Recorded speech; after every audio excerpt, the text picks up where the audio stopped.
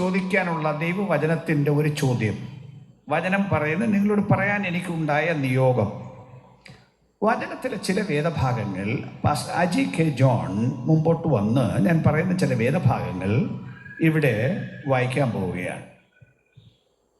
യോഹന്നാൻ്റെ സുവിശേഷം വന്നാട്ട് മുമ്പോട്ട് വന്ന് 21-ാമത്തെ അധ്യായം.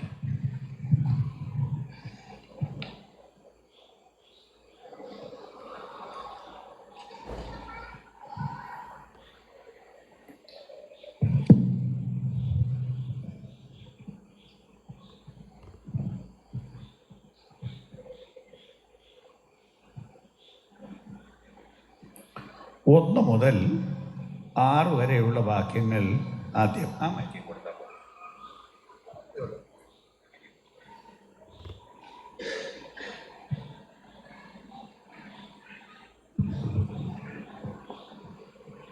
അതിൻ്റെ ശേഷം യേശു പിന്നെയും തിബരിയാസ് കടൽക്കരയിൽ വെച്ച് ശിഷ്യന്മാർക്ക് പ്രത്യക്ഷനായത് ഈ വിധം ആയിരുന്നു.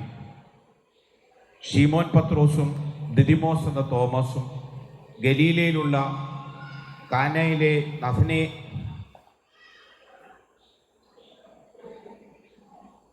നഥനയേലും സബദി മക്കളും അവൻ്റെ ശിഷ്യന്മാരിൽ വേറെ 2 പേരും ഒരുമിച്ച് കൂടിയിരുന്നു. ശീമോൻ പത്രോസ് അവരോട്, ഞാൻ മീൻ പിടിപ്പാൻ പോകുന്നു എന്ന് പറഞ്ഞു. ഞങ്ങളും പോരുന്നു എന്ന് അവർ പറഞ്ഞു. അവർ പുറപ്പെട്ട് പടക് കയറിപ്പോയി. ആ രാത്രിയിൽ ഒന്നും പിടിച്ചില്ല. പുലർച്ചെയായപ്പോൾ യേശു കരയിൽ നിന്നിരുന്നു. യേശു ആകുന്നു എന്ന് ശിഷ്യന്മാർ അറിഞ്ഞില്ല. യേശു അവരോട്, കുഞ്ഞുങ്ങളെ കൂട്ടുവാൻ വല്ലതുമുണ്ടോ എന്ന് ചോദിച്ചു. ഇല്ല എന്നവർ ഉത്തരം പറഞ്ഞു.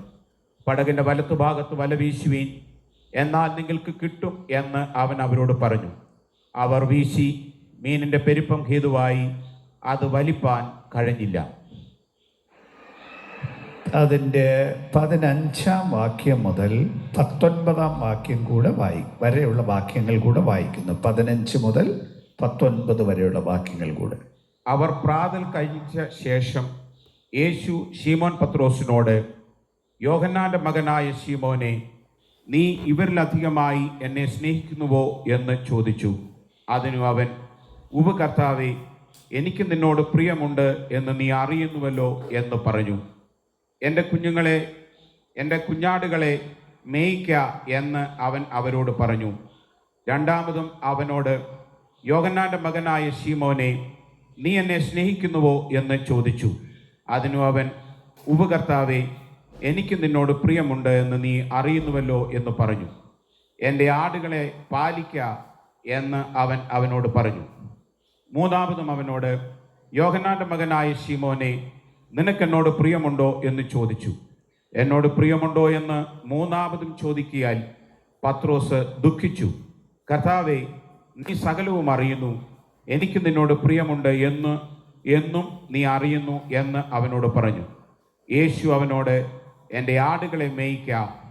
ആമേൻ ആമേൻ, ഞാൻ നിന്നോട് പറയുന്നു, നീ യൗവനക്കാരനായിരുന്നപ്പോൾ നീ തന്നെ അരകെട്ടി ഇഷ്ടമുള്ളിടത്ത് നടന്നു. വയസ്സനായ ശേഷമോ നീ കൈ നീട്ടുകയും മറ്റൊരുത്തൻ നിന്റെ അരകെട്ടി നിനക്ക് ഇഷ്ടമില്ലാത്ത ഇടത്തേക്ക് നിന്നെ കൊണ്ടുപോവുകയും ചെയ്യും എന്ന് പറഞ്ഞു. അതിനാൽ അവൻ ഇவ்விധം മരണം കൊണ്ട് ദൈവത്തെ മഹത്വപ്പെടുത്തും എന്ന് അവൻ സൂചിപ്പിച്ചു മഹത്വപ്പെടുത്തുമെന്ന് സൂചിപ്പിച്ചു. ഇത് പറഞ്ഞിട്ട് എന്നെ അനുഗമിക്ക എന്ന് അവനോട് പറഞ്ഞു. Thank you. യേശുക്രിസ്തുവിൻ്റെ പുനരുദ്ധാനത്തിന് ശേഷം ശിഷ്യന്മാരുമായിട്ടുള്ള യേശുക്രിസ്തുവിൻ്റെ സംഭാഷണത്തിൻ്റെ ഒരു ഭാഗമാണ് ഇപ്പോൾ ഈ വായിച്ചു കേട്ടത്. യേശുക്രിസ്തു ജീവിച്ചിരിക്കുമ്പോൾ തന്നെ അവിടുന്ന് മരിക്കുമെന്നും മരിക്കാൻ വേണ്ടി വന്നതാണെന്നും മരിച്ചിട്ട് ഉയർത്തെഴുന്നേൽക്കുമെന്നും ഉയർത്തെഴുന്നേറ്റിട്ട് സ്വർഗത്തിൽ പോകുമെന്നും വിവരങ്ങളെല്ലാം ശിഷ്യന്മാരോട് പറഞ്ഞിരുന്നു. എല്ലാവരോടും പറഞ്ഞിരുന്നു, അവരത് അറിഞ്ഞിരുന്നു. പക്ഷേ ഉൾക്കൊള്ളാൻ അവർക്ക് കഴിഞ്ഞില്ല. യേശു മരിക്കും എന്നത് ഉൾക്കൊള്ളാൻ അവർക്ക് സാധിച്ചില്ല.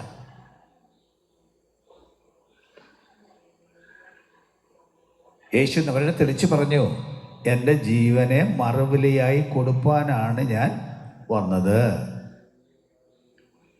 യോഹന്നാൻ സ്നാപകൻ ആദ്യം തന്നെ യേശുവിനെ പരിചയപ്പെടുത്തിയപ്പോഴേ വിളിച്ചു പറഞ്ഞു, ഇതാ ലോകത്തിൻ്റെ പാപം ചുമക്കുന്ന ദൈവത്തിൻ്റെ കുഞ്ഞാട്. അത് തന്നെ തെളിച്ച് പറഞ്ഞത് ലോകത്തിൻ്റെ പാപപരിഹാരത്തിനായി മരിക്കാനാണ് യേശു വന്നതെന്നാണ്. അല്ലാതെ തെളിച്ചും യേശു പ്രസ്താവിച്ചു. മരണത്തിന് സമയമെടുത്തപ്പോൾ ആവർത്തിച്ചാവർത്തിച്ച് യേശു അതിനെക്കുറിച്ച് പറഞ്ഞു. അവരോട് പറഞ്ഞു, ഇടയനെ വെട്ടും, ആടുകൾ ചിതറിപ്പോകും. പ്രവചനവാക്യങ്ങൾ പിന്നെയും അവരോട് പറഞ്ഞു. അവൻ പറഞ്ഞു, പരീക്ഷയിൽ അകപ്പെടാതിരിപ്പാൻ ഉണർന്നിരുന്ന് പ്രാർത്ഥിപ്പീൻ. മരണത്തിൻ്റെ സമയമായപ്പോൾ അങ്ങനെ ഈ മുന്നറിയിപ്പുകളെല്ലാം കൊടുത്തിട്ടും വിവരങ്ങൾ വ്യക്തമായി പറഞ്ഞിട്ടും യേശുക്രിസ്തുവിനെ പിടിക്കാൻ പടയാളികൾ വന്നപ്പോൾ ശിഷ്യന്മാരെല്ലാവരും പേടിച്ചോടിപ്പോയി. എല്ലാവരും ഓടി. യോഹന്നാൻ സ്നാപകൻ മാത്രം തിരിച്ചു വന്ന് യേശുക്രിസ്തുവിൻ്റെ കൂടെ വിസ്താര സ്ഥലത്തേക്ക് പോയി. ക്രൂശിൻ്റെ അവിടെയും യോഹന്നാൻ അപ്പോസ്തലൻ, സ്നാപകൻ യോഹന്നാൻ അപ്പോസ്തലൻ യേശുവിൻ്റെ കൂടെ പോയി. ആ ക്രൂശിനരികെ അവസാനം വരെയും യോഹന്നാൻ അവിടെ നിന്നു.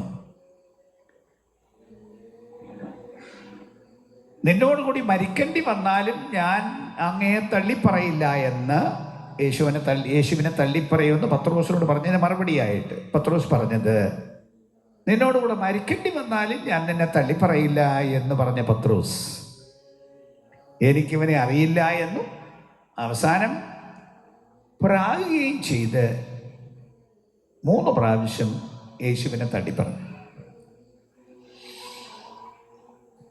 പത്രോസ് അനുതപിച്ചു. ശിഷ്യന്മാരുടെ കൂട്ടത്തിൽ തന്നെ നിന്നു. യേശു മരിച്ചിട്ട് ഉയർത്തെഴുന്നേറ്റപ്പോൾ ആദ്യം കണ്ടത് ഒരു സ്ത്രീയാണ്.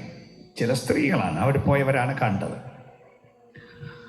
എന്നാലും ആ സ്ത്രീകളോട് പറഞ്ഞു, നിങ്ങൾ പോയി എൻ്റെ ശിഷ്യന്മാരോട് പോയി പറയണം, പത്രോസിനോടും എൻ്റെ ശിഷ്യന്മാരോടും പോയി പറയണം, മരിച്ചവരിൽ നിന്ന് ഞാൻ ഉയർത്തെഴുന്നേറ്റിരിക്കുന്നതെന്ന്. മർക്കോസ് 16-ാം അധ്യായത്തിൽ ആവർത്തിച്ച് പറഞ്ഞ, എന്നാലും സംഭവങ്ങൾ പലതുണ്ടായിട്ടും അവർക്ക് വിശ്വസിക്കാൻ പറ്റിയില്ല. അവർക്ക് തന്നെ നേരിട്ട് പ്രത്യക്ഷപ്പെട്ടു പലതവണ. അങ്ങനെ മരിച്ചിട്ട് ഉയർത്തെഴുന്നേറ്റ യേശുവിനെ അവർ നേരിട്ട് കണ്ടു. അപ്പം യേശു പറഞ്ഞ വാക്കുകളും ഉപദേശങ്ങളും എല്ലാം കൂടെ ശ്രദ്ധിച്ച്, യേശു മരിച്ചു ഉയർത്തെഴുന്നേറ്റു, അപ്പം പറഞ്ഞതെല്ലാം സത്യമാണ്, ഒന്ന് സ്വർഗത്തിൽ പോകാൻ പാടും, വലിയ കാര്യം സംഭവിക്കാൻ പോവുകയാണ് എന്നെല്ലാം വിശ്വസിക്കാൻ എല്ലാ സാധ്യതയും ഉണ്ടായിട്ടും അവർക്ക് സാധിച്ചില്ല. അവസാനം ഒരു ദിവസം ശിഷ്യന്മാർ കൂടിയിരിക്കുമ്പോൾ പത്രോസ് പറയുന്നു, ഞാൻ മീൻ പിടിക്കാൻ പോവാണ്. ഇദ്ദേഹം മീൻ പിടിച്ചുകൊണ്ട് നടന്നവനാണ്. ഇവരിൽ പലരും അതായിരുന്നു അവരുടെ തൊഴിൽ. എന്നെ അനുഗമിപ്പീൻ എന്ന് ആദ്യം യേശു പറഞ്ഞപ്പോൾ ആ തൊഴിൽ വിട്ട്, ആ പടക് വിട്ട് യേശുവിൻ്റെ കൂടെ യേശു പറഞ്ഞതുപോലെ മനുഷ്യരെ പിടിക്കുന്ന ശുശ്രൂഷയ്ക്ക്, ജോലിക്ക് ഇറങ്ങി പുറപ്പെട്ടവരാണ്.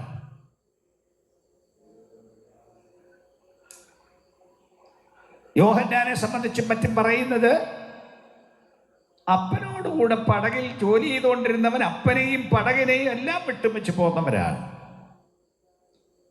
പക്ഷേ ഇത്രയും കാര്യങ്ങൾ കണ്ടിട്ടും തെളിവുകൾ കിട്ടിയിട്ടും അവസാനം അവർ മീൻ പിടിക്കാൻ പോയി.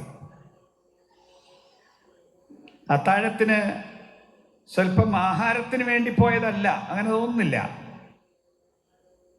വിട്ട പടക് വിട്ട വല എടുത്ത് പോയൊരു സാഹചര്യം. യേശു അവിടെ ചെന്നു. എന്നിട്ട് അവർക്ക് അന്തിമമായി ഒരു നിയോഗം കൊടുക്കുന്ന സമയമാണ്. സ്വർഗാരോഹണം ചെയ്തതിന് തൊട്ടു മുമ്പുള്ള കാര്യമല്ല ഞാൻ പറയുന്നത്, അത് വേറെ. മത്തായി 28 അധ്യായത്തിൽ അത് പറയുന്നുണ്ട്. എന്നാൽ അതിനു മുമ്പ് അവർക്ക് നിയോഗം കൊടുക്കാൻ വേണ്ടി അവിടെ ചെല്ലുന്നു.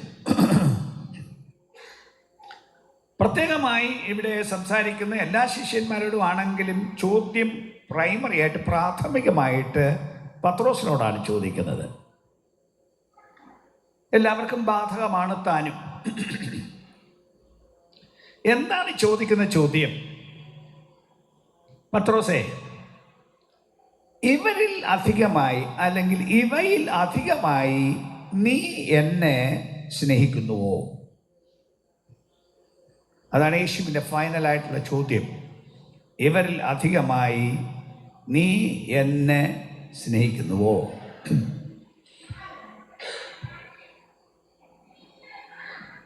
ഈ പുസ്തകത്തിൽ ആത്മീക ജീവിതത്തിൻ്റെ അടിസ്ഥാനം, ഏറ്റവും പ്രധാനപ്പെട്ട നിയമം, നിന്റെ ദൈവമായ കർത്താവിനെ പൂർണ്ണ ഹൃദയത്തോടും പൂർണ്ണ മനസ്സോടും പൂർണ്ണ ആത്മാവോടും കൂടെ സ്നേഹിക്കണം. എന്നെക്കാൾ ഉപരി അപ്പനെയോ അമ്മയെയോ സ്നേഹിക്കുന്നവൻ എനിക്ക് യോഗ്യനല്ല. എന്നെക്കാൾ ഉപരി ഭാര്യയെയോ മക്കളെയോ സ്നേഹിക്കുന്നവൻ എനിക്ക് യോഗ്യനല്ല. എന്നെക്കാൾ ഉപരി സമ്പത്തിനെയോ എന്തിനെയെങ്കിലെയോ സ്നേഹിക്കുന്നവൻ എനിക്ക് യോഗ്യനല്ല. അവൻ എൻ്റെ കൂടെ വരാൻ പറ്റില്ല. പൂർണ്ണ ഹൃദയത്തോടെ പൂർണ്ണ മനസ്സോടെ പൂർണ്ണ ആത്മാവോടെ ദൈവത്തെ സ്നേഹിക്കുന്നതാണ് ആത്മീക ജീവിതം. തൻകാര്യം കാണാൻ വേണ്ടി യേശുവിൻ്റെ കൂടെ പോകുന്നതല്ല ആത്മീക ജീവിതം. ഇന്നത്തെ ലോകത്തിൽ കാര്യങ്ങൾ പലതും തിരിഞ്ഞു വന്നിരിക്കുന്നു.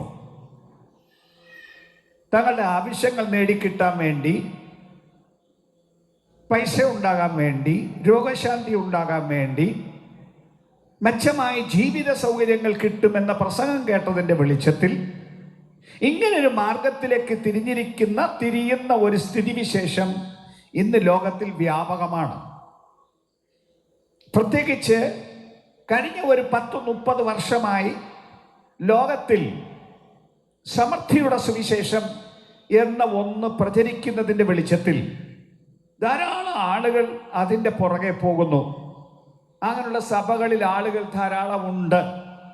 അപ്പം അങ്ങനെ സ്വന്തം നേട്ടത്തിന് വേണ്ടി ആത്മീയ ജീവിതത്തിന് പോകുന്ന ഒരു പ്രവണതയും സംവിധാനവും നിലവിലിരിക്കുന്ന കാലമാണ് ഇന്നത്തെ കാലം എന്ന് എനിക്കും അറിയാം.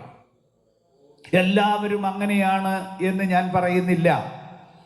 യേശുവിൻ്റെ നിയോഗവും സത്യവിളിയും അനുസരിച്ച് ജീവിക്കാൻ ദർശനം കിട്ടിയ ചില ആളുകൾ, അതിനെ ശേഷിപ്പ് എന്ന് വേദപുസ്തകം വിളിക്കും, ഇന്നുമുണ്ട്, എല്ലാ കാലത്തും ഉണ്ട്. എന്നാൽ സ്വന്തം നേട്ടത്തിന് വേണ്ടി ആത്മീക ജീവിതത്തിന് പോകുന്ന ഇന്നത്തെ തലമുറയോടും മാത്രമല്ല ഇവിടെ ചോദിക്കുന്നത്, അവരിൽ ഏറ്റവും പ്രധാനമായി യേശു നിയമിച്ച 12 അപ്പോസ്തലന്മാരാണ് ഇവിടെ സംസാരിക്കുന്നത്.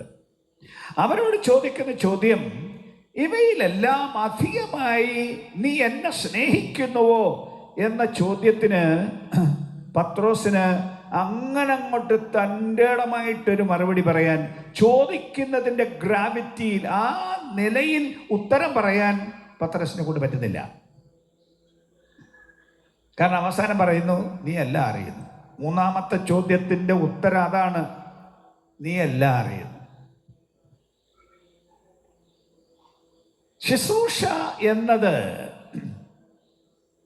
ശരിക്കും ആ ആഴമായ സ്നേഹവും അതിനു വേണ്ടിയുള്ള സമർപ്പണവുമാണ് ശുശ്രൂഷ.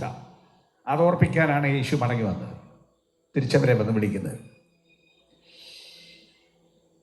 ഏത് തരമുള്ളത്? ഇവയിൽ അധികമായി, ബാക്കി എന്തിനേക്കാളും ഉപരി.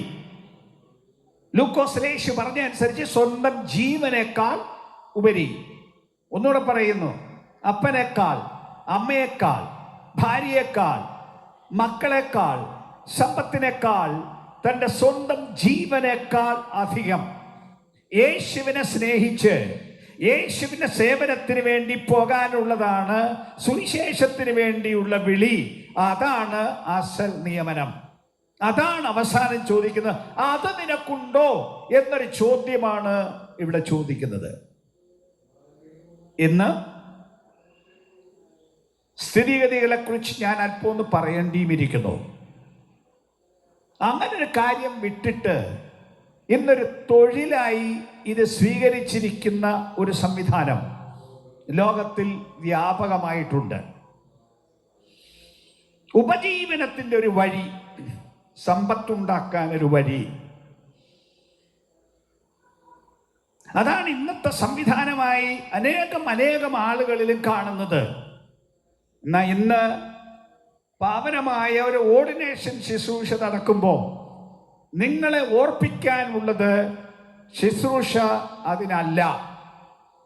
മുൻ പ്രസംഗകൻ അതിവിടെ സൂചിപ്പിച്ചു. സകലവും വിട്ട് ഇറങ്ങിപ്പുറപ്പെട്ട ഈ ആളുകൾ സാഹചര്യത്തിന് സമ്മർദ്ദം വന്നിട്ട് തിരിച്ചതിലേക്ക് നോട്ടം വെക്കാനോ തിരിയാനോ ശുശ്രൂഷകർക്ക് അനുവാദമില്ല എന്ന് ഇന്ന് ഓർഡിനേഷൻ കിട്ടുന്ന നിങ്ങൾ അറിഞ്ഞിരിക്കണം. ഇത് നിങ്ങൾക്കും നിങ്ങളുടെ കുടുംബത്തിനും ഉപജീവനം കഴിക്കാനുള്ള ഒരു വഴിയല്ല. ഉപജീവനത്തിൻ്റെ വഴി തരാൻ ഇതിനെ വിളിച്ചാക്കിയവൻ അറിയാം. അത് വലിയ രാജ്യത്തിൻ്റെ വേലയാണിത്, സ്വർഗരാജ്യത്തിൻ്റെ വേലയാണിത്. ആ സ്വർഗരാജ്യത്തിൻ്റെ വേലയിൽ ഏറ്റവും വലിയ ഭരണാധിപൻ, ഒന്നിനും കുറവില്ലാത്തവൻ, അവിടുന്നാണ് ഇതിൻ്റെ ഉടമസ്ഥൻ. അവിടുന്ന് എവിടെയും വഴി ഉണ്ടാക്കാൻ കഴിയും.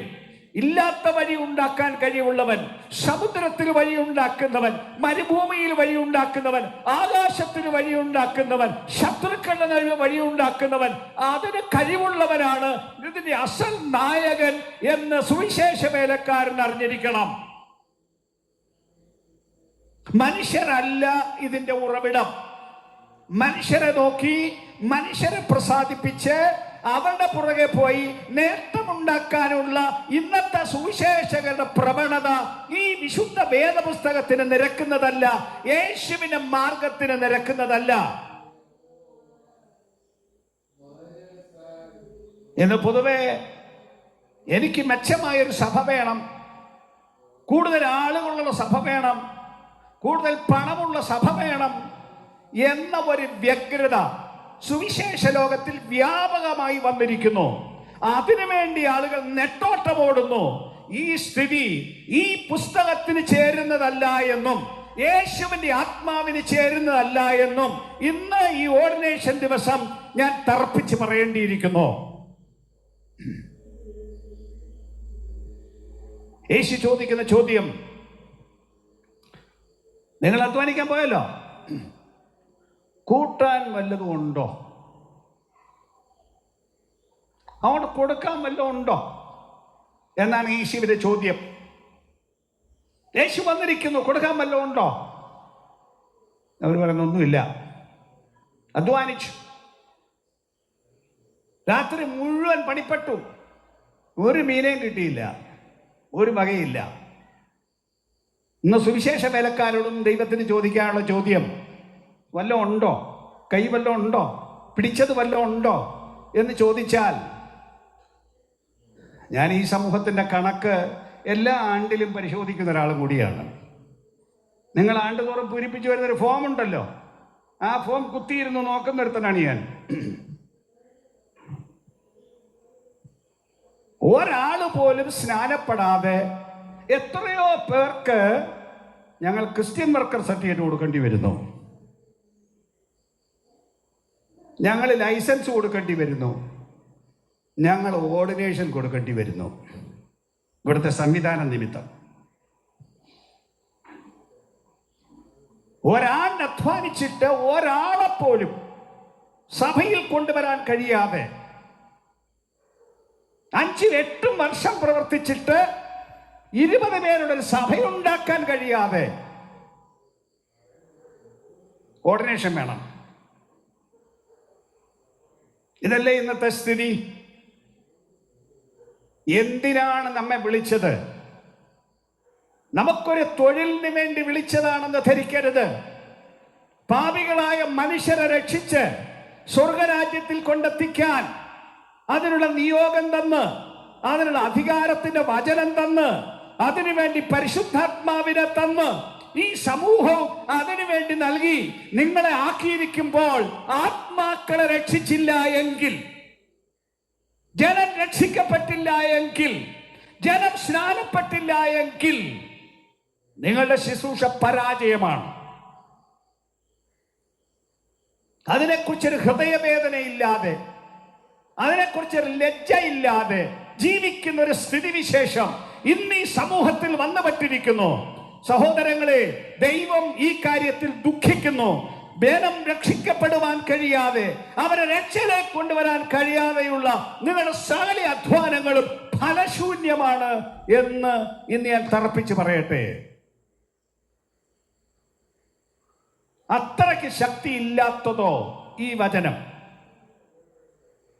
ഇത് ഫലം കായ്ക്കാത്തതോ? നിങ്ങൾ പ്രാപിച്ചുവെന്ന് പറഞ്ഞ പരിശുദ്ധാത്മാവിൽ ഒരു ശക്തിയുമില്ലയോ? അപ്പോൾ തന്നെ പത്രോസ് എഴുന്നേറ്റ് പ്രസംഗിച്ചപ്പോൾ ജനത്തിന്റെ ഹൃദയത്തിൽ കുത്തുകൊണ്ടു. ഞങ്ങൾ എന്ത് ചെയ്യണമെന്ന് വിളിച്ചു ചോദിക്കുന്നൊരു സ്ഥിതി ഉണ്ടായി. എന്തുകൊണ്ട് ഇന്നത് സംഭവിക്കുന്നില്ല എന്ന് നമ്മോട് തന്നെ ചോദിക്കാൻ നമുക്ക് കഴിയണം, ചെയ്യണം. ഓർഡിനേഷൻ കിട്ടിയെന്നതുകൊണ്ട് മാത്രം കാര്യമില്ല. എനിക്ക് ആത്മാക്കളെ തരണമേ എന്ന് നിർബന്ധമായി പ്രാർത്ഥിച്ച് ഒരു സ്ഥലത്ത് പോയി സഭ സ്ഥാപിച്ച് ജനത്തെ അവിടെ വളർത്തിക്കൊണ്ടുവരാൻ തയ്യാറാവണം. അല്ലാതെ പോയി 2 വർഷം നിർബന്ധത്തിന് എവിടെങ്കിലും പോയി അത് കഴിഞ്ഞാൽ ഒരു ട്രാൻസ്ഫർ ചോദിച്ച് എവിടെയെങ്കിലും ആരെയെങ്കിലും സ്വാധീനിച്ച് ഒരു സഭ കിട്ടാനുള്ള പരിശ്രമം, അത് സുവിശേഷത്തിന്റെ ആത്മാവല്ല, അത് ഈ പുസ്തകത്തിന്റെ ആത്മാവല്ല. അത് സ്വാർത്ഥതയുടെയും ഉപജീവന മാർഗത്തിന്റെയും നേട്ടത്തിന്റെയും സ്പിരിറ്റ്, സ്വാർത്ഥതയുടെ ആത്മാവ് മാത്രമാണ് എന്നറിഞ്ഞിരിക്കണം.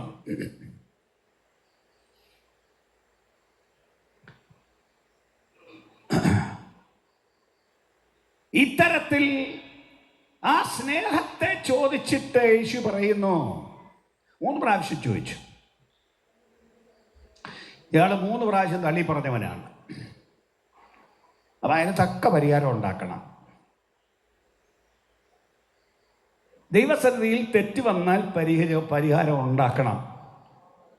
അല്ലാതെ ഇതെല്ലാം പോട്ടെന്നും പറഞ്ഞിരിക്കാൻ ഒക്കില്ല, അവഗണിക്കാനുള്ളതല്ല. തിരുവെടുത്ത് പറഞ്ഞ എവിടെ നിന്ന് വീണു എന്നോർത്ത് അത് കാത്തുകൊള്ളുകയും മാനസാന്തരപ്പെടുകയും ചെയ്യണം. ഒരുപക്ഷെ നല്ല ചിന്തയ്ക്ക് ഇറങ്ങിയിരിക്കാം, പക്ഷെ പോയ വഴിക്ക് ഈ ആത്മഭാരം നഷ്ടപ്പെട്ടു പോയെങ്കിൽ എവിടെ വീണു എന്നോർത്ത് മാനസാന്തരപ്പെട്ട് തിരിച്ചു വരണം. അങ്ങനൊരു കൂട്ടം ആടുകളെ ശേഖരിച്ചിട്ട് യേശു പറയുന്നു അവയെ മേയ്ക്കാം. 2ാമത് പറയുന്നു എൻ്റെ ആടുകളെ പാലിക്കാം.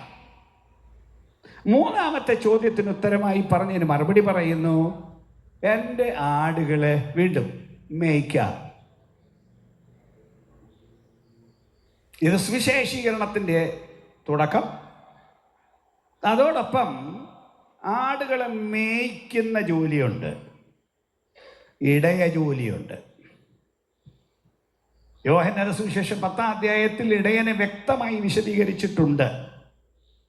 അവിടെ 2 കൂട്ടരെ യേശു എടുത്തു പറയുന്നു. ഒരു കൂട്ടർ സാക്ഷാൽ ഇടയൻ, വേറെ ചിലർ കൂലിക്കാർ. കൂലിക്കാരെ സംബന്ധിച്ചിടത്തോളം എവിടെ കൂടുതൽ ശമ്പളം കിട്ടും അവിടെ പോകും. ആണ് കൂലിക്കാരൻ. കൂലിക്കല്ലേ ജോലി ചെയ്യുന്നത്. കൊച്ചു കൂലി വേണ്ടല്ലോ, കൂടുതൽ കൂലി കിട്ടാൻ സാധ്യതയുണ്ട്, അങ്ങോട്ട് പോവുക. അങ്ങനെ നോക്കി പോകുന്നവരെയെല്ലാം വേദപുസ്തകം വിളിക്കുന്നത് കൂലിക്കാർ എന്നാണ്. നിങ്ങൾക്ക് ഇഷ്ടപ്പെട്ടാലും ശരി, ഇഷ്ടപ്പെട്ടില്ലെങ്കിലും ശരി, അങ്ങനെയാണ് വേദപുസ്തകം വിളിക്കുന്നത്. യേശു വിളിച്ചത്, യേശു പറഞ്ഞത്, ഞാൻ ആടുകൾക്ക് വേണ്ടി എൻ്റെ ജീവനെ കൊടുക്കുന്നു. എനിക്ക് ആടുകൾ പ്രധാനമാണ്. അപ്പം ആടുകളെ ഞാൻ ഒത്തിരി നീട്ടുന്നില്ല. ആടുകളെ മേയ്ക്കണം, നല്ലപോലെ തീറ്റി കൊടുക്കണം, ആടുകളെ പാലിക്കണം, സൂക്ഷിക്കണം. ആടുകളിൽ അഹങ്കാരം മൂത്തിറങ്ങി ഓടിപ്പോകാറ് സൂക്ഷിക്കണം. ആടുകളെ ദുഷ്ടജന്തുക്കൾ വന്ന് പിടിച്ചോണ്ട് പോകാതെ സംരക്ഷിക്കണം. സ്തോത്രം. ഇന്ന് ട്രാൻസ്ഫർ വരുമ്പോൾ പല പാസ്റ്റർമാരും പുതുതായിട്ട് അങ്ങോട്ട് ചെല്ലുന്നവർ പറയും, ഇപ്പം അവിടെ ആളില്ല, നേരത്തെ ആളുണ്ടായിരുന്നു. ഇരുന്ന ആളിനോട് ചോദിച്ചാൽ അങ്ങനൊന്നുമല്ല. പക്ഷെ അവർ പോയി കഴിയുമ്പോഴാണ് മറ്റേ ആൾ പറയുന്നത് ഇപ്പം ആളില്ല എന്ന്. ഇത് ഒരിടത്തൊക്കെ അറിയാതെ വ്യാപകമായി ഡിസ്ട്രിക്റ്റിൽ കാണുന്ന കാര്യം ഞാൻ പറയുകയാണ്. ആളുകളെ സൂക്ഷിക്കാൻ കഴിയില്ലെങ്കിൽ അതിൻ്റെ അർത്ഥം നിങ്ങൾക്ക് ഇടയപണിയില്ല എന്നാണ്. നിങ്ങൾ പോകുമ്പോൾ ഉള്ള ആൾ സഭയിൽ നിന്ന് പിരിഞ്ഞു പോകുമെങ്കിൽ ഇടയപ്പണി നിർത്തിയും വെച്ച് വേറൊരു പണി നോക്കണം.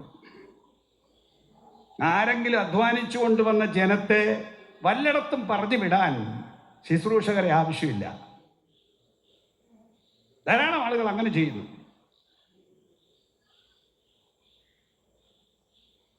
എന്നിട്ടും പിന്നെ അവിടെ ഇരിക്കുന്നു. അവസാനത്തെ ആളും പോകുന്നിടം വരെ അവിടെ ഇരിക്കണം. സോറി, ഞാൻ ഇതിനകത്ത് നടക്കുന്ന കാര്യങ്ങൾ തെളിച്ച് പറയേണ്ടത് എൻ്റെ കടമയായി തീർന്നിരിക്കുന്നു.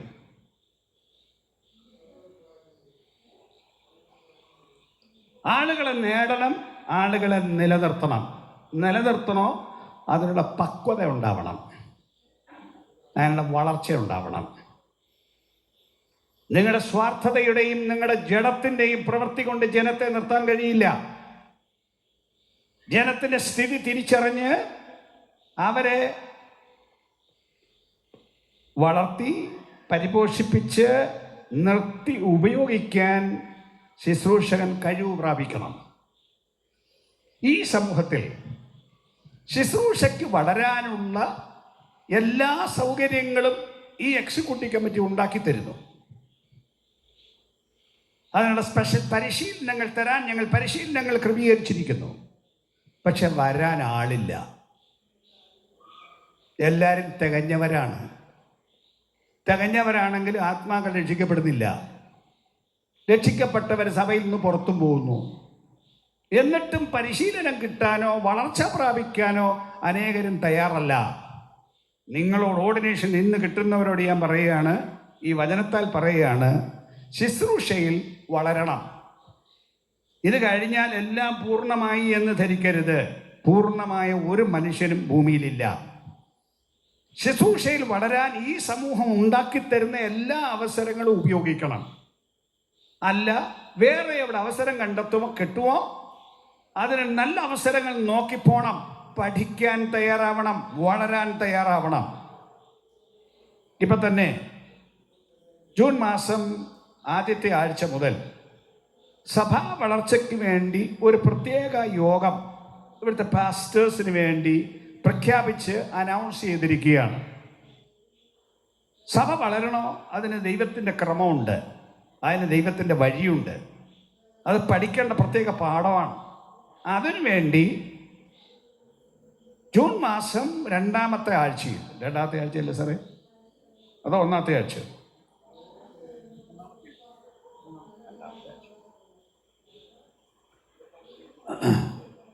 നമ്മൾ അഡ്വർടൈസ് ചെയ്തിട്ടുണ്ട്. ഹൈ റേഞ്ച് ട്രിനിറ്റി ബൈബിൾ കോളേജിൽ അണക്കര വെച്ച്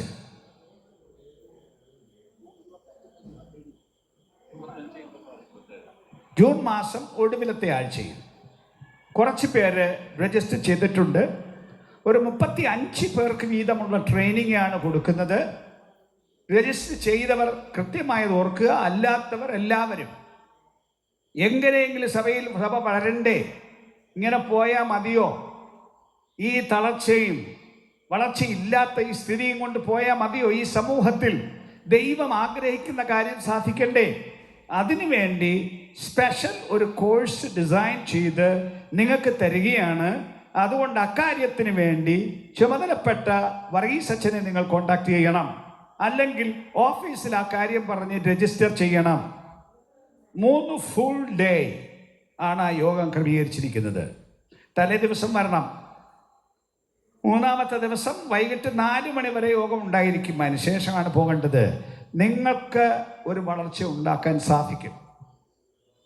കുറേയേറെ വർഷങ്ങൾക്ക് മുമ്പ്, വർഷങ്ങൾക്കപ്പുറം ഞാനും ഐസക് സാറും കൂടി ഒരു വളരെ പ്രധാനപ്പെട്ട ചേർച്ച് ഗ്രോത്ത് സെമിനാറിന് പോയി. ചേർച്ച് ഗ്രോത്തിൻ്റെ വളരെ പ്രധാനപ്പെട്ട ടോപ്പ് ലീഡേഴ്സ് നടത്തിയ ഒരു സെമിനാറാണ്. പോയിട്ട് വന്ന് ഞങ്ങളിവിടെ ചില സ്ഥലങ്ങളിൽ ചില യോഗങ്ങൾക്ക് പോയി. ഒരു സ്ഥലത്ത് ഞങ്ങൾ പോയപ്പോൾ ഉത്സാഹമുള്ളൊരു ശുശ്രൂഷകൻ ഒരു ചെറിയ കെട്ടിടം വാടകയ്ക്ക് എടുത്ത് സഭ നടത്തുകയാണ്. അപ്പം അവിടെ എഴുതി വച്ചിരിക്കുന്നു, ഈ സഭ നിറയെ ആത്മാക്കൾ. ദർശനമാണ്, സഭ നിറയെ ആത്മാക്കൾ. ഞങ്ങൾ അദ്ദേഹത്തോട് ചോദിച്ചു, ഈ ഹോളിൽ എത്ര പേർക്ക് ഇരിക്കാം? മേ ബി 25 പേർക്ക് ഇരിക്കാം. അപ്പം അതൊരു ശരി ദർശനമല്ല. നല്ല ആഗ്രഹം. കാര്യങ്ങൾ ഞങ്ങൾ അദ്ദേഹത്തോട് സംസാരിച്ചു. അദ്ദേഹത്തിന് കാര്യം മനസ്സിലായി. അദ്ദേഹം ഒരു യോഗം വെച്ചു. അതോടെ ആ സഭ കേരളത്തിലെ നമ്മുടെ ഇടയിൽ ഒരു പ്രധാനപ്പെട്ട സഭയായിട്ട് വളർന്നു. ആ ദർശനം കിട്ടിയതോടെ IPC-കാരിൽ ഒരാൾ, പ്രധാനപ്പെട്ട ഒരാൾ, ഞങ്ങൾ ക്ലാസ് എടുക്കുന്നു എന്ന് കേട്ടു. ഞങ്ങളെ വിളിച്ചുകൊണ്ട് പോയി. അപ്പം അവിടെ എഴുതി വെച്ചിരിക്കുന്ന ഇതുപോലെ ഹോള് നിറയെ ആളുകൾ. മേ ബി അവർക്ക് അന്നൊരു 10-250 പേർക്ക് ഇരിക്കാവുന്നൊരു ഹോളുണ്ട്. അവിടെ ഞങ്ങൾ ഈ ക്ലാസ് എടുത്തു. അത് ഇന്ത്യ പെന്തക്കോസ്തിന്റെ ഒരു സഭയാണ്. ഒരു പ്രധാനപ്പെട്ട സഭയായിട്ട് സഭ വളർന്നു. ദർശനം പങ്കിടാൻ അല്ല, അങ്ങ് സതേൺ ഡിസ്ട്രിക്റ്റിൽ, അന്ന് മലയാള ഡിസ്ട്രിക്റ്റിന്റെ ഭാഗമാണ്,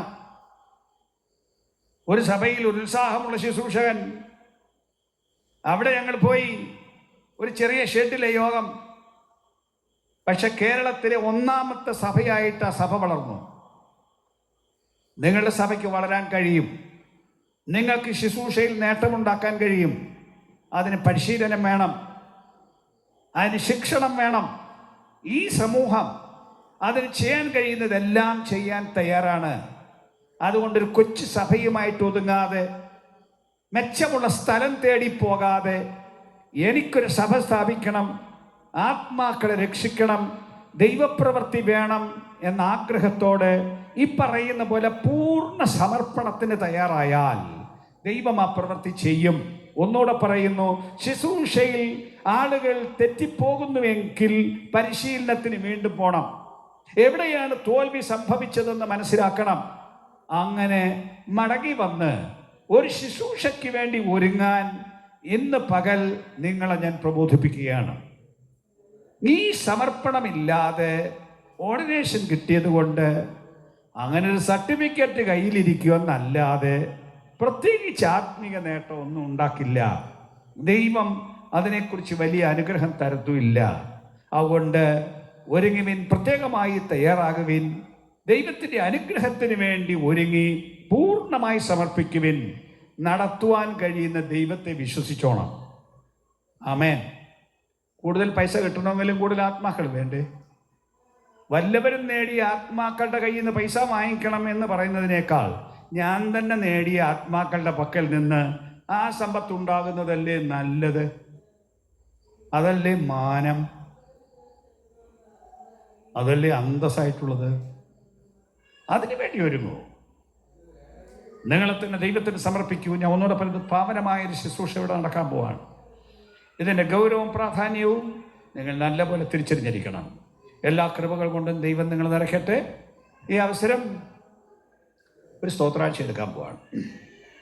ഇങ്ങനെയുള്ള പരിപാടികൾക്ക് ഡിസ്ട്രിക്റ്റിന് നല്ല ചിലവുണ്ട്. ഇതെല്ലാം ഡിസ്ട്രിക്ട് ഖജനാവിൽ ചിലവാക്കാൻ ഡിസ്ട്രിക്ട് ഖജനാവിലേക്ക് പ്രത്യേകിച്ചൊന്നും വരുന്നില്ല. അതുകൊണ്ട് ഈ ഹോൾ എടുത്തതും ഇതിൻ്റെ സിസ്റ്റംസും ഈ സംവിധാനങ്ങളും എല്ലാം ഞങ്ങൾ ചിലവഴിക്കേണ്ടതാണ്. അതുകൊണ്ട് ഇവിടെ വന്നിരിക്കുന്ന നിങ്ങൾ നല്ല ഒരു സ്തോത്ര കാഴ്ച, ഒരു ഡൊണേഷൻ തന്നെ ഇതിനു വേണ്ടി കൊടുക്കണം. നല്ല സ്തോത്ര കാഴ്ച. അതിനിപ്പോൾ പൈസ കയ്യിലില്ലെങ്കിൽ ഈ കൊണ്ടുവരുന്ന ബോക്സിനകത്ത് ഇതിൻ്റെ QR കോഡുണ്ട്.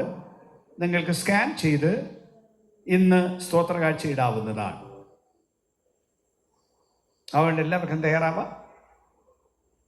കയ്യിൽ പൈസ ഉണ്ടെങ്കിൽ നല്ല ഒരു മുട്ടനൊരു പൈസ എടുക്കുക. അല്ലെങ്കിൽ ഞാൻ പറഞ്ഞതുപോലെ ഈ QR കോഡ് ഉപയോഗിച്ച് ആ ബോക്സ് കൊണ്ടുപോകുമ്പോൾ ആളുകളെ ആ QR കോഡ് അങ്ങോട്ട് തിരിച്ച് കാണിച്ച് വേണം ആ ബോക്സ് കൊണ്ടുപോകാൻ. ഓൾറൈറ്റ്. ഒരു പാട്ട് പാടാൻ പോവുകയാണ്. ആ പാടുന്ന അവസരം ഇന്നത്തെ ഈ പരിപാടികളുടെ ചെലവുകൾക്ക് വേണ്ടി ഒരു സ്തോത്ര കാഴ്ച ശേഖരിക്കാൻ പോവാണ്. അതിനുവേണ്ടി എല്ലാവർക്കും വരിക.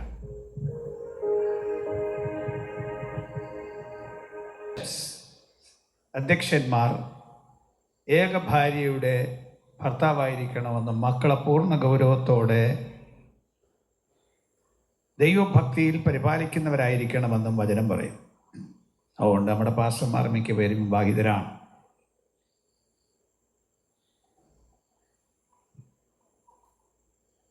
പാസ്റ്ററുടെ ഭാര്യയുടെ, ശുശ്രൂഷകൻ്റെ ഭാര്യയുടെ സ്ഥാനം ശുശ്രൂഷയിൽ വളരെ പ്രധാനമാണ്. നിങ്ങൾ രണ്ടുപേരും കൂടിയാണ് ശുശ്രൂഷ ചെയ്യുന്നത്. മറ്റ് പല രാജ്യങ്ങളിലും പാസ്റ്ററുടെ ഭാര്യയും പാസ്റ്റർ എന്നാണ് വിളിക്കുന്നത്. നമ്മുടെ നാട്ടിൽ അങ്ങനെ വിളിക്കാറില്ല.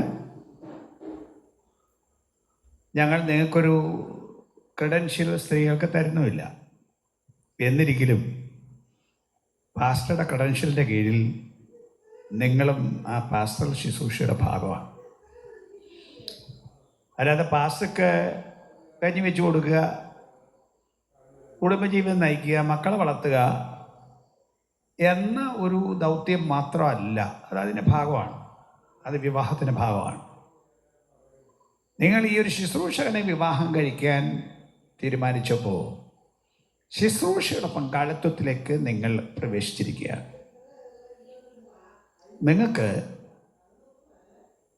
നിങ്ങളുടെ ഭർത്താവിൻ്റെ ശുശ്രൂഷയെ പണിയുകയോ ഇടിക്കുകയോ ചെയ്യാം. കൂടെ നിന്നാൽ പണിയാം, ഒരൊടക്ക് വരുത്തിയാൽ നിങ്ങൾക്ക് ഇടിക്കാം. നിങ്ങളുടെ ഒരു വാക്ക് മതി നിങ്ങളുടെ ഭർത്താവിൻ്റെ സകല അന്തസ്സും തകർക്കാൻ. ശുശ്രൂഷ തീർക്കാൻ ഒറ്റ വാക്ക് മതി. നിങ്ങളുടെ സൂക്ഷ്മമായ ജീവിതവും പെരുമാറ്റവും നിങ്ങളുടെ ഭർത്താവിൻ്റെ ശുശ്രൂഷയെ നിങ്ങൾ പണി. തക്ക തുണ എന്നതാണ് വചനം പറയുന്നത്. ഭർത്താവ് ആരും പൂർണ്ണരല്ല. ഒരു ഭർത്താവും ഒരു മനുഷ്യനും പൂർണ്ണരല്ല. അവരുടെ അപൂർണതയ്ക്ക് തുണ നിൽക്കാനും സഹായിക്കാനുമാണ് ഭാര്യയെ ദൈവം നിയമിച്ചിരിക്കുന്നത്. അതിനുള്ള സൗകര്യം ഉണ്ടാക്കി കൊടുക്കണം. ശുശ്രൂഷയ്ക്കുള്ള സൗകര്യം ഉണ്ടാക്കി കൊടുക്കണം. ഭർത്താവിൻ്റെ ജീവിതത്തിൽ കുറവുകൾ കാണും. ആ കുറവുകൾ ചൂണ്ടിക്കാട്ടാനും പരിഹരിക്കാനും ഏറ്റവും പറ്റിയ ആൾ ഭാര്യയാണ്. പരസ്യമായി ചെയ്യരുതെന്ന് മാത്രം.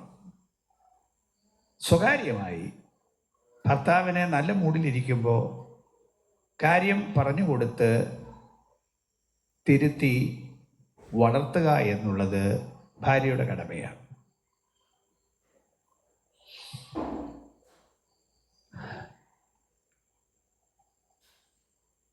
സഭയുടെ ശുശ്രൂഷയിൽ സഭാജനത്തെ ഒന്നിച്ചു കൊണ്ടുപോകുന്നതിൽ ഭാര്യയ്ക്ക് വലിയ പങ്കുണ്ട്. സഭയുടെ എല്ലാ കാര്യങ്ങളും നിങ്ങൾ ശ്രദ്ധിക്കണം. നിങ്ങളെല്ലാം നടത്തുന്നത്, പക്ഷെ നിങ്ങളുടെ ശ്രദ്ധയിലിരിക്കണം. ഒരു സഭായോഗത്തിൽ ജനം വന്നാൽ അവിടെ എന്ത് സംഭവിക്കുന്നു എന്നുള്ളത് നിങ്ങൾ അറിഞ്ഞിരിക്കണം. നിങ്ങൾ ശ്രദ്ധിക്കണം. ആര് വന്നു ആര് വന്നില്ല എന്നുള്ളതും നിങ്ങൾ ശ്രദ്ധിക്കണം. പുതുതായിട്ടൊരാൾ വന്നാൽ അതും നിങ്ങളുടെ ശ്രദ്ധയിൽ വേണം. അതിന് സംവിധാനങ്ങൾ വേറെ സഭയിൽ ഉണ്ടാക്കണമെന്നുള്ള ശരിയാണെങ്കിൽ പോലും അതിൻ്റെ പ്രധാനപ്പെട്ട ഉത്തരവാദിത്വം പാസ്റ്ററുടെ ഭാര്യയ്ക്കാണ് എന്ന് അറിഞ്ഞിരിക്കണം. പ്രത്യേകിച്ച് സ്ത്രീകളുടെ കാര്യം നിങ്ങൾ ശ്രദ്ധിക്കണം. യൗവനക്കാരികളുടെ കാര്യം നിങ്ങൾ ശ്രദ്ധിക്കണം. കുട്ടികളുടെ കാര്യം നിങ്ങൾ ശ്രദ്ധിക്കണം. അതിലെല്ലാം സജീവമായ പങ്കാളിത്തം വഹിക്കാൻ നിങ്ങൾക്ക് കഴിയും. പല പല പ്രശ്നങ്ങൾ ചെറുപ്പക്കാർക്കുണ്ടാവും. അതെല്ലാം കൈകാര്യം ചെയ്യാൻ നിങ്ങൾ കഴിയില്ലെങ്കിലും നിങ്ങളുടെ ശ്രദ്ധയിൽ അത് കൊണ്ടുവന്ന്, പാസ്റ്ററുടെ ശ്രദ്ധയിലും കൊണ്ടുവന്ന് അവയ്ക്ക് ആവശ്യമായ പരിഹാരം വരുത്താൻ നിങ്ങൾ ശ്രമിക്കണം. ഈ ജനത്തെ നിങ്ങൾ ചേർത്ത് പിടിക്കണം. പ്രായത്തിൽ ഒരു പക്ഷേ ജനത്തെക്കാൾ കുറവായിരിക്കാം, പക്ഷേ ഭർത്താവിനെ വിളിക്കുന്ന മൂപ്പൻ എന്നാണ്. മൂപ്പൻ എന്ന് പറഞ്ഞാൽ മൂപ്പുള്ള ആളെന്നാണ്. അത് പ്രായത്തിൻ്റെ മൂപ്പല്ല, വാസ്തവത്തിൽ പക്വതയുടെ, ആത്മീയത്തിൻ്റെ ആ മൂപ്പ് പാസ്റ്ററുടെ ഭാര്യയ്ക്കും വേണം. ജനത്തിൻ്റെ ഒരു അമ്മയെപ്പോലെ പെരുമാറാൻ നിങ്ങൾക്ക് കഴിയണം. ജനത്തിൻ്റെ ആവശ്യങ്ങളെ പരിഗണിക്കാൻ നിങ്ങൾക്ക് കഴിയണം. നിങ്ങളുടെ പാഴ്സണേജിൽ വരാൻ ജനത്തിന് സ്വാതന്ത്ര്യം തോന്നണം.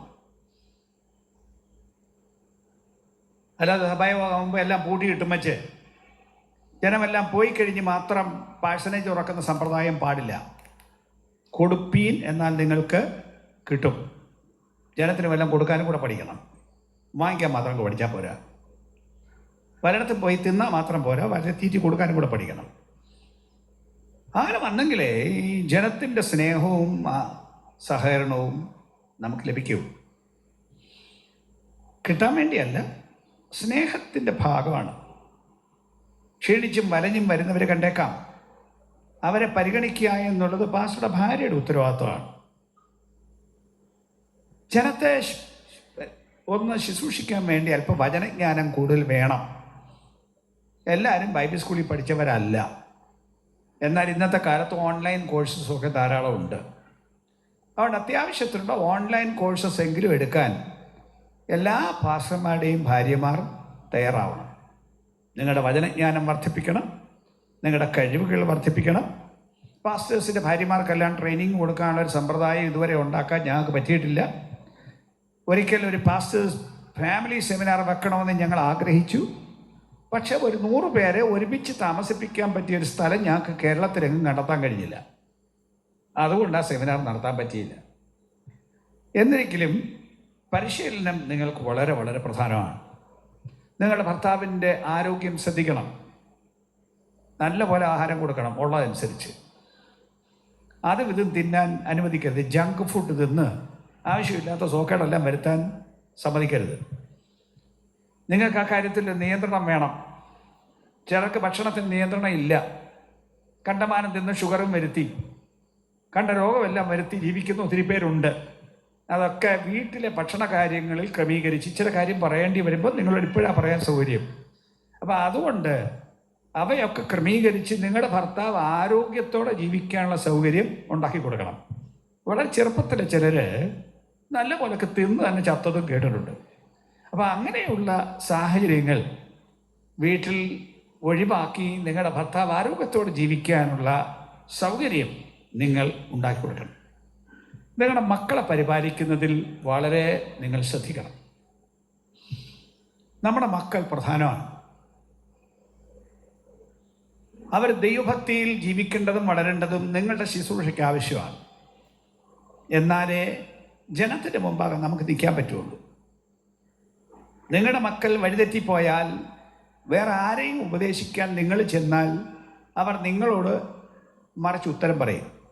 അത് വരാതിരിക്കാൻ സൂക്ഷ്മമായി പക്വതയോടുകൂടെ മക്കളെ വളർത്താൻ ശ്രമിക്കണം.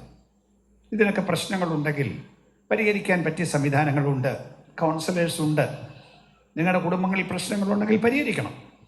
അല്ല പാസ്റ്റർമാരുടെ കുടുംബങ്ങളിൽ പ്രശ്നമുണ്ടെന്ന് പറഞ്ഞ് ആരോടും പറയാതെ ഒതുക്കി വെക്കുകയല്ല വേണ്ടിയത്. അതെല്ലാം അതിജീവിക്കാനുള്ള പരിശീലനം പ്രാപിക്കണം. നമുക്ക് പ്രൊഫഷണൽ കൗൺസിലേഴ്സ് തന്നെ നമ്മുടെ പാസ്റ്റേഴ്സായിട്ടുണ്ട്. ഐസക് സാറുണ്ട്, സന്തോഷ് സാറുണ്ട്, കെ സാമുവൽ സാർ, ഇവർ ഒക്കെ ഇവിടുത്തെ പ്രൊഫഷണൽ കൗൺസിലേഴ്സാണ്. അങ്ങനെ നമ്മുടെ കുടുംബങ്ങൾക്ക് വേണ്ട പരിശീലനങ്ങൾ നമ്മൾ ആവശ്യമുള്ള കൗൺസിലിംഗ് നേടിയാണെങ്കിലും നല്ല പോലെ കാര്യങ്ങൾ ക്രമീകരിക്കണം. എന്നാലും സഭാപ്രശ്നത്തിൽ കയറി വർത്തമാനം പറയാൻ പാസ്റ്റർമാരുടെ ഭാര്യമാരെ തുനിയരുത്. അത് പ്രശ്നമുണ്ടാവും. ബുദ്ധിപൂർവമായി കാര്യങ്ങൾ കൈകാര്യം ചെയ്യാൻ എല്ലാവരെയും ഓർപ്പിക്കുന്നു. കാര്യങ്ങൾ ഒത്തിരി പറയാനുണ്ടെങ്കിലും അതിനുള്ള നേരമല്ലല്ലോ. മക്കളോട് ഞാൻ പ്രത്യേകം ഒന്ന് സംസാരിക്കുന്നു. കഴിഞ്ഞൊരു ദിവസം ഞാൻ ഒരിടത്ത് നിൽക്കുമ്പോൾ ഒരു പാസ്റ്റർ എന്നോട് പറയുകയാണ്, എൻ്റെ മോൻ പറയുകയാണ്, പപ്പ വേറെ ഒരു പണിയും ചെയ്ത് ജീവിക്കാൻ പറ്റിയില്ലയോ, ഈ ഒരു പണിയേ ഉള്ളായിരുന്നോ? മോൻ അടുത്ത് നിൽക്കുകയാണ്.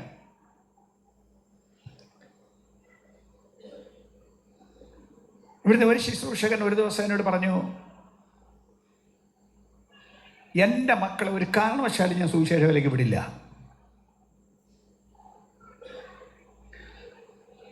ഇത് കുട്ടികളുടെയും പല കുടുംബങ്ങളുടെയും സ്ഥിതിയാണ്. പെന്തിക്കോസ്ത് സഭയിൽ ഇതൊരു പ്രശ്നമാണ്. പട്ടത്വ സഭയിൽ പട്ടക്കാർക്ക് മാനമുണ്ട്. പട്ടക്കാരാകാൻ കുട്ടികൾക്ക് ഇഷ്ടമാണ്. അവിടെയും ഇന്ന് പോകാൻ ആൾ കുറവുണ്ടെന്നുള്ളത് ശരിയാണെങ്കിൽ പോലും. എന്നാൽ പെന്തിക്കോസ്ത് സഭകളിൽ കുട്ടികൾ പലരും വളരെ മാനസിക വിഷമത്തിലാണ്.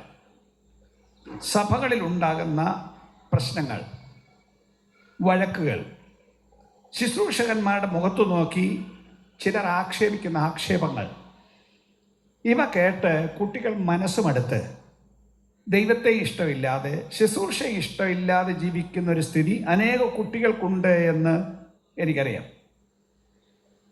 എന്നാൽ മക്കളെ, നിങ്ങളോട് ഞാൻ ഒരു കാര്യം പറയുകയാണ്. ഈ വേല പോലെ മഹത്വമുള്ള വേറൊരു വേലയില്ല. ഇത്രയും നേട്ടമുള്ള വേറൊരു വേലയില്ല. അത് പണത്തിൻ്റെ നേട്ടമല്ല, ഭൂമിയിലെ നേട്ടമല്ല. മനുഷ്യരെ രക്ഷിച്ച് സ്വർഗരാജ്യത്തിൽ കൊണ്ടുപോകുന്ന ഈ വേല സ്വർഗരാജ്യത്തിൻ്റെ വേലയാണ്, നിത്യരാജ്യത്തിൻ്റെ വേലയാണ്. അതിൻ്റെ ഫലമെല്ലാം ഇന്നിവിടെ വെച്ച് കാണില്ല. ഒരു കാണുന്നൊരു സ്ഥിതിയും ഉണ്ട്. എന്നാൽ ഒരു ദിവസം വരുന്നു, അത് പിന്നെ നിത്യത വരെ തുടരും. ഇതിൻ്റെ അസൽ നായകൻ കർത്താവായ യേശുവാണ്.